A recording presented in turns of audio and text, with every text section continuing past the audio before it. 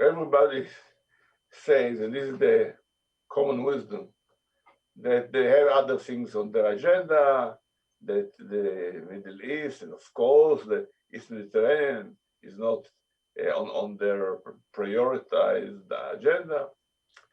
But we know that in this region, life don't obey to the list of priorities that somebody is writing. There is dynamic of the region. And this is, if you speak about East Mediterranean, yes, the behavior of Turkey will force them to take a stand, to decide what are they doing. On one hand, again, people think that now they will try to build good relations with Erdogan and so forth. I'm not sure that it will be so easy for them. And why? Because 4 allies of the United States are standing against the Turkish policy of expansion and imperialism in this region. Egypt, Greece, Cyprus, and Israel. And they will have to be very, very tough on containing and thwarting the expansionist policy of Erdogan. Now, it can happen only if these 4 allies will stand together diplomatically and militarily. They will say, we are one bloc in the East Mediterranean.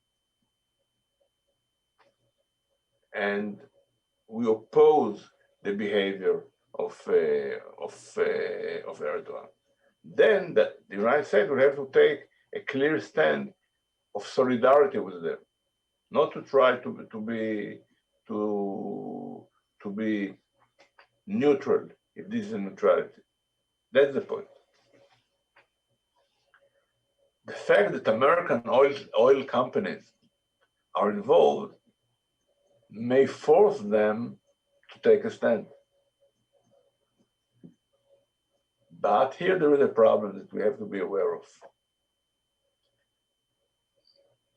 I hope that Biden administration will not try to educate the Egyptian government about how to treat the Muslim Brotherhood,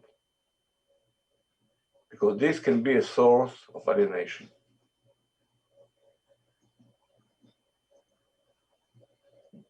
In the dividing line, the rift in the Middle East, the United States have to stay with their allies, not with the Muslim Brotherhood in all the versions. And the efforts to force the Egyptian government to co-opt, to include the Muslim Brotherhood is naive and terribly unrealistic. It will not work. It didn't work in any place. Because by philosophy, the Islamists, or if you call it more mildly, the political Islam, they don't accept the idea of sharing power. For them, it's either or.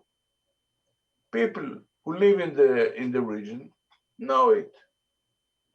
The Emiratis know it, and the Egyptian government know it. It will not work. You have to take a stand. And I hope that human rights consideration will not blur their policy and their attitude towards the conflict in the Middle East. Namely, what you mentioned, how to stand vis-a-vis Turkey. Turkey is an important country. It's an important member of NATO, but the democratic West cannot accept policy of the blue homeland. that they have military bases in Somalia and military bases in Qatar and military bases in West Libya.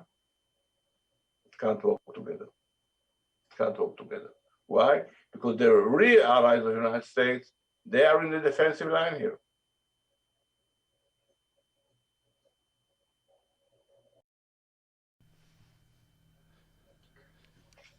Look, they want to renew the engagement or the negotiation with Iran. No one who is responsible can tell them, don't do it. No. But there are some conditions that should be met. The first one, know well with whom are you dealing. This is a regime with ideology, with long-term strategy. They want to take over the Middle East at the first stage, and then to become a global player, superpower, who represent 1.5 billion Muslims in all the world. That's what they want. You have to remember that.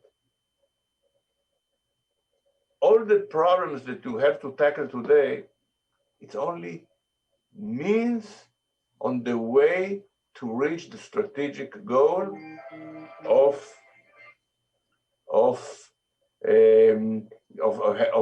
hegemony in the region, including the nuclear project. And you have to bear it in mind that you have here a state which is driven by extremist ideology, the most extremist interpretation of Islam. And if you allow them to take over the region, you allow that millions of people in the region will live in obscurity, in poverty, in the area 1,000 years ago, in the era of 1,000 years ago. Democracies can accept it, you know. Now, this is the first condition that anyone who is dealing with the Ayatollahs should bear in mind.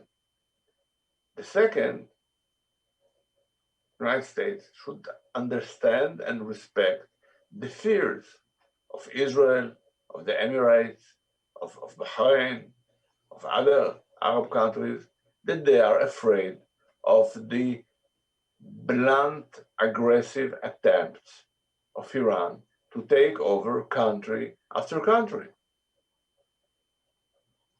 You can negotiate with them, but always bear in mind that your allies are in very serious concern about what is waiting for them. Now, I don't speak about something theoretical.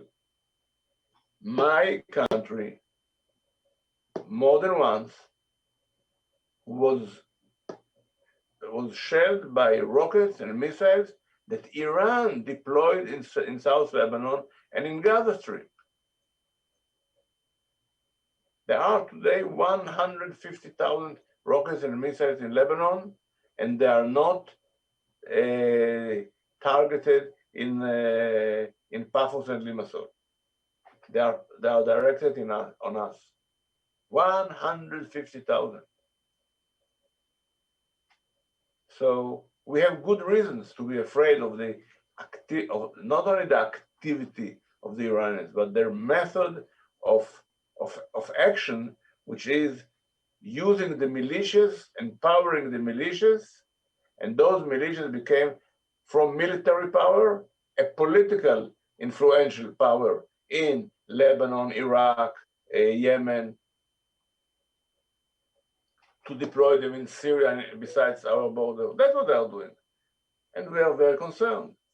And the United States can try seriously to reach agreement with Iran about containing the nuclear project, about curbing their other activities. but they should not forget who is who in the region.